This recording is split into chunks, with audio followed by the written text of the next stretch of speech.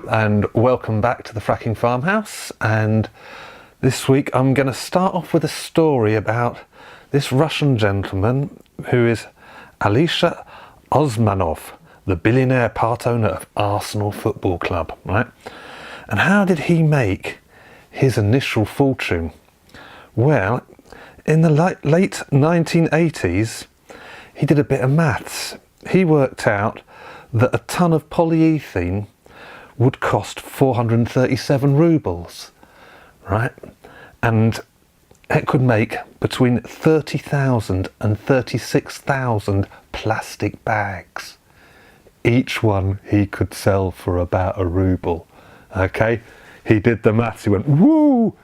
Up to that point, Russians had done what we're trying to get our consumers to do now, is they used to have bags in their pockets, string bags, and whenever they went shopping they'd have a bag in their pocket and they'd just fill them up, they'd reuse their bags.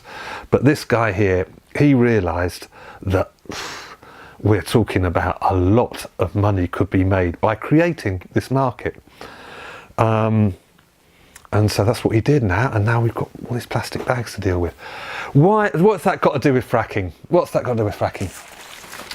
I was asked by the Sheffield Telegraph the question, fracking, economic opportunity or an environmental disaster?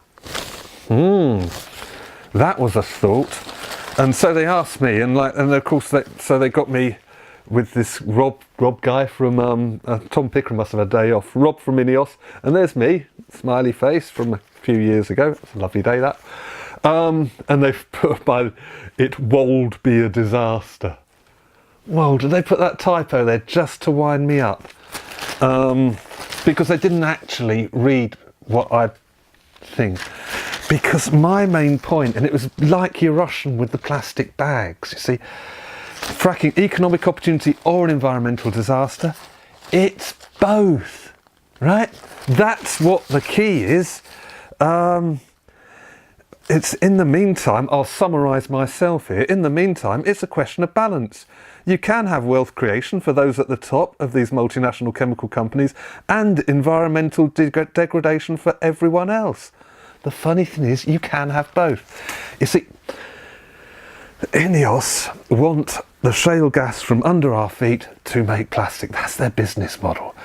The gas that's going to come out from under here is going to have methane in, which they can burn to run their plants, and ethane, which is the basic for ethylene, which is what you make plastic bags out, polyethylene and polyethylene. It makes their business model.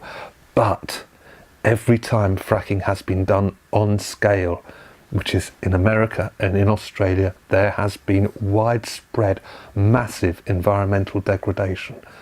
Water is poisoned, air is poisoned. The potential for health risks and measured health risks now are now coming to the fore. Next week I'm going to talk about a medical report from the Concerned Health Professionals of New York, but I'll leave that for now. There are big environmental problems. We know that from seeing plastic. What we don't see as much is the climate change. I see it because I'm a gardener and I've worked the same garden 20 years and I am seeing it all the time. You know, when we had that cold snap, which I was mocking last week as East from the East, at that time,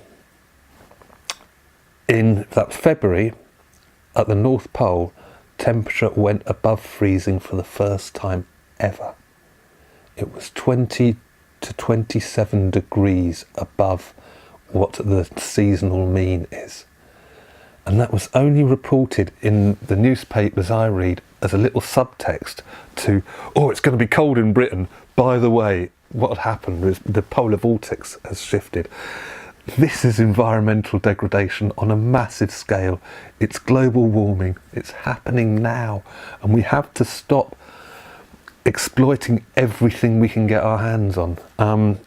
The methane that's leaking from the American wells is massive. It's contributed to huge increase, 30% increase in methane. And what's Trump done to prevent this? He has stopped them measuring it. That's how he's preventing the scare. He won't be able to prevent the increased hurricanes, the flooding, the winds, all these things. He can't prevent those, but he can ignore them. And that's where we're going to. So, anyway, economic opportunity or an environmental disaster? Yep, it is both. But I don't think the economic opportunity will be shared out that well. It never has been before. So there you go. That's your choice from the Fracking Farmhouse. We do have a choice. We can say no. We can say no fracking way. We can get onto our politicians. We can get onto our local people, and we can stand up and we can let our opposition know. They are losing everywhere they're trying. So let's just keep active, keep spreading the word. Fracking is not necessary and it ain't good for us. Thank you very much. Thank you for watching the Fracking Farmhouse. If you like what you see, me and Oscar say please click like, and please subscribe to our channel, and please share it with your friends. Let's get this thing out on Facebook. We are trying to get the message out there. We don't need fracking. Thank you very much.